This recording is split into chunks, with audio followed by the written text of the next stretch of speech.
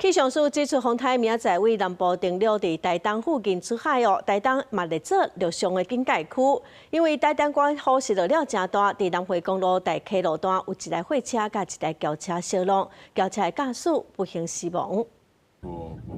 台东的大雨是一阵一阵，南回公路大溪路段透早7点外就发生一架落南的大货车，甲一架上坡的轿车相撞，造成轿车的驾驶送病院急救了后，也是不幸死亡。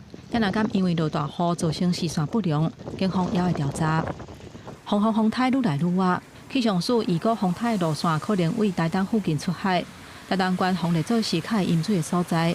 早起台东市公所准备6000个沙包，提供带伫咧地势较低的民众来领。不过台东市南王里一个集合式的主题区已经捌淹水几啊届，因为遐私人的水沟啊，甲公有租人的土地，遐的水沟啊是相通的。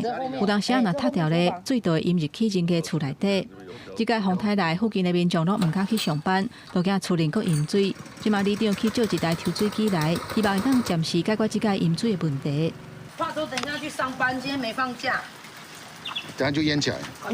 雨大一点点，再大一点就开始淹了。它后段变小，把它再放宽回来。那它的县府的建梯又承租给一般的，已经有租给一般的民众了啦。目前热岛甲南势风雨持续咧增强，海面的风影真大。气象署预估下晡东部的雨会愈大，呼吁民众都要做预防措施。外口风雨大，若要出门都要注意安全。记者综合报道。